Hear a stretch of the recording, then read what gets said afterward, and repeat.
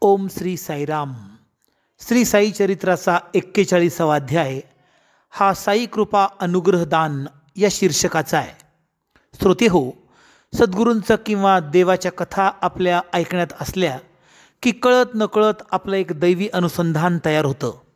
आपल्या विचारांची गती थांबते आणि मनाला एक अनामिक बळ प्राप्त होतं. मागच्या 40व्या अध्यायात आपण कथा श्रवण केली होती.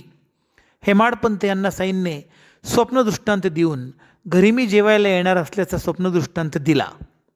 बाबा तसबिरीच्या रूपाने अली महम्मद यांच्या हातून हेमाडपंतांच्या घरी आले होते.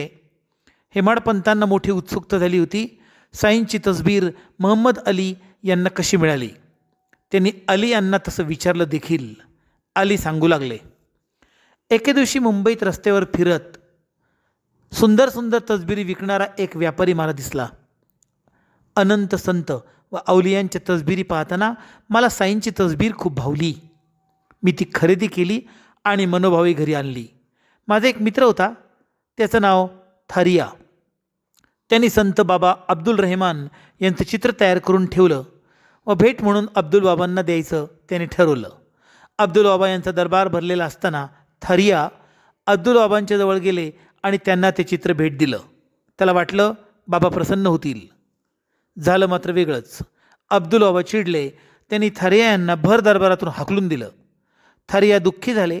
त्याने विचार केला, माझा पैसाही गेला आणि माझ्या गुरुसेवेत मोठं विघ्न आलं. त्यांनी ठरवलं, इथून पुढे कोणत्याही संतांची तसबीर माझ्या घरात मी ठेवणार नाही. त्याने त्याच्याकडची साईंची तसबीर मला दिली. त्या काळात मी सुद्धा दुःखाने पीडित झालो होतो. मला थारियाने तसाच उपदेश केला. मी सगळ्या तसबिरी काढल्या आणि विसर्जन करण्याची जबाबदारी माझ्या मेवण्याला दिली. 2च महिन्यात मला आराम पडला. पण या सगळ्या धावपळीत साईंची तसबीर मात्र घरात राहून गेली. माझ्या मनात धाकधूक होती की मी ही तसबीर जर मेवण्याच्या नजरेत पडली तर तो नक्की हिचं विसर्जन पाण्यात करेल, म्हणून मी ती तुम्हाला ही साईंची तसबीर भेट म्हणून दिली. हेमाडपंतांनी आपलं स्वप्न अली यांना सांगितलं. दोघंही अचंबित झाले. श्रोते हो, साईंचा स्वभावाचा थांगपत्ता लागणं मोठं अवघड.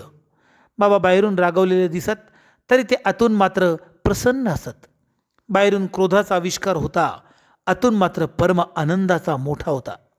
अनेक वेळा ते भक्तांवर चिडले, शिव्यांच्या लाखोल्या त्यांनी वाहिल्या, पण खऱ्या भक्तांना कधीही त्यांची भीती नाही वाटली. साईंनी मात्र ज्यांना ज्यांना कधी शिव्या दिल्या, पुढच्याच क्षणी त्यांना असा काही चमत्कार केला, असा काही हितोपदेश केला की त्या भक्ताचं जन्मजन्मांचं कल्याण झालं. आता हेच पाहना, बाळासाहेब देव नावाचे एक साई भक्त होते. बऱ्याच दिवसापासून त्यांची ज्ञानेश्वरीचं वाचन करण्याची इच्छा होती. भगवद्गीतेचा अध्याय नेमाने वाचला जायचा, तसा ज्ञानेश्वरीचा अध्याय रोज वाचला जावा असं त्यांना मनोमन वाटत होतं. पण काही ना काही विघ्न येऊन ज्ञानेश्वरीचं वाचन मात्र घडत नव्हतं. त्यांनी मनात ठरवलं, साई जेव्हा ज्ञानेश्वरी वाचन म्हणतील तेव्हाच मी ज्ञानेश्वरीचं नियमित वाचन सुरू करेल. लवकरच एक मजेदार प्रसंग घडला. बाबा एकदा मशिदीच्या आवारात भिंतीवर हात टेकून उभे होते. त्यांना समोर बाळासाहेब देव दिसले. साईंनी त्यांना बोलून घेतलं व विचारलं, तुम्ही कुठलचे, कोणाशी काय बोलत होतात. साईंचा हा विचित्र प्रश्न ऐकून देव म्हणाले, काकासाहेब दीक्षितांच्या माडीवर श्री बालकराम यांच्यासोबत बसून तुमचीच कीर्ती ऐकत होतो. बाबा म्हणाले, ₹25 मला दक्षिणा द्या. देवांनी मनोभावे दक्षिणा दिली. बाबांची मनस्थिती क्षणात बदलली. ते म्हणाले, तू माझी चिंधी चोरली आहेस. देव घाबरले. त्यांनी आणाबाका घेतल्या. चिंधी इथेच कुठतरी असेल असं त्यांनी साईंना सांगितलं. बाबा उठले, रागाने म्हणाले, तू शोध. चोरी करण्याची तुला खूप वाईट सवय आहे. बघ बरं, कोणी माझी चिंधी चोरली आहे.